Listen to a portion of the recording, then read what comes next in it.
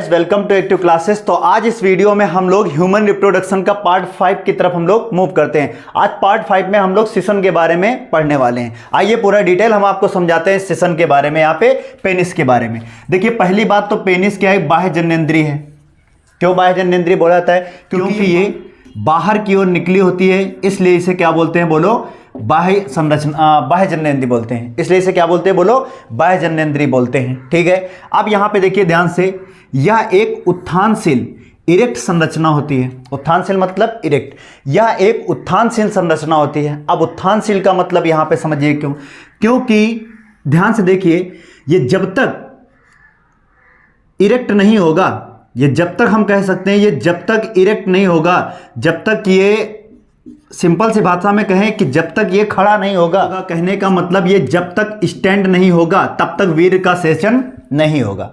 जब तक ये स्टैंड नहीं होगा तब तक वीर्य का सेचन नहीं हो सकता है। कहने का मतलब वीर्य बाहर नहीं निकलेगा, वीर्य बाहर नहीं निकलेगा। समझ रहे हैं? वीर्य बाहर नहीं निकलेगा जब तक ये स्टैंड नहीं होगा। अब यहाँ पे देखिए, ये स्टैंड क्यों होता है, यहाँ पे ध्यान से समझिए, ये स्टैंड क्यों होता है। देखिए भाग, इधर देखिए, ये भाग हैं इसके, ये अंदर वाला भाग करें तो बात करें, इस अंदर वाले भाग को हम बोलते हैं कॉर्पस स्पोंजियम। क्या बोलते हैं बोलो इसको? स्पंजी पिंड। और यहाँ पे देखिए ये और ये, यहाँ पर भी ये संरचनाएं पाई जाती हैं, ये भी मांसपेशियां पाई जाती हैं। और इन मांसपेशियों को क्या बोलते हैं बोलो? इन मांसपेशियों को बोलते हैं कॉर्पस कवर नोसा। क्या बोलते हैं बोलो? कॉर्पस कवर नोसा, या इन्हीं को हिंदी में बोलते हैं सगो पिंड। अब यहाँ पे ध्यान से देखिएगा, ये कॉर्पस स्पोंजियम में क्या होता है, धमनियों से आता है रक्त। कहां से आता है बोलो? धमनियों से आता है रक्त, और इसमें आकर के रक्त भर जाता है। क्यों? क्योंकि यहां पे बहुत सारी रक्त नलिकाएं पाई जाती हैं, और इनमें आकर के रक्त भर जाता है। कब?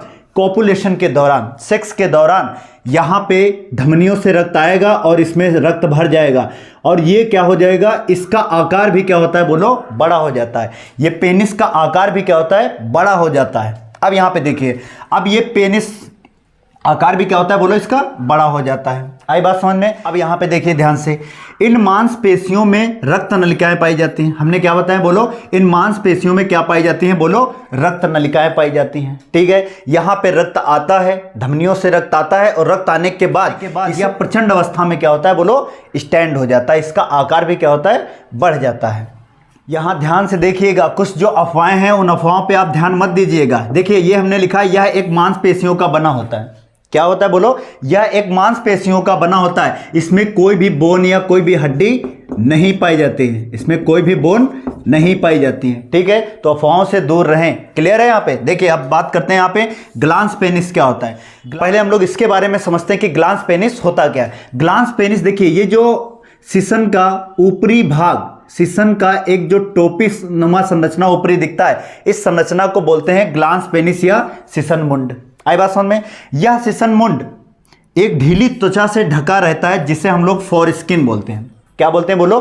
फोरस्किन बोलते हैं। अब बहुत लोगों में देखा होगा, मुस्लिमों में यही स्किन को क्या कर दिया जाता है बोलो? मुस्लिमों में यही स्किन को बाहर निकाल दिया जाता है। स्किन को क्या किया जाता है? बाहर निकाल दिया जाता है। इसे मुस्लिम लोग बोलते हैं खतना। क्या बोलते हैं बोलो? खतना बोलते हैं। अब ये क्यों बाहर निकाला जाता है? इसके बेनिफिट भी हैं, ऐसी बात नहीं, इसके बेनिफिट हैं। क्योंकि कहीं ना कहीं जब हम लोग मूत्र त्यागते हैं, क्या करते हैं बोलो? जब मूत्र त्यागते हैं तो मूत्र त्यागते समय ऊपरी जो त्वचा में ये ग्लांस पेनिस है जो ढका रहता है फोरस्किन से, उस त्वचा में कहीं ना कहीं कुछ यूरिन की क्या रह जाती हैं बोलो? ड्रॉप्स रह जाती हैं, कुछ बूंदे रह जाती हैं, जिसके कारण नुकसान भी कुछ हो इसके देखने को मिलते हैं। क्यों? क्योंकि वेस्टिजियल तरल होता है। क्या होता है बोलो? क्योंकि ये वेस्टिजियल तरल होता है ना, जो शरीर से बाहर निकल जाता है। आई बात समझ में? तो पेनिस के बारे में आपको बिल्कुल उम्मीद है आपको पेनिस के बारे में पूरा डिटेल से समझ में आया होगा।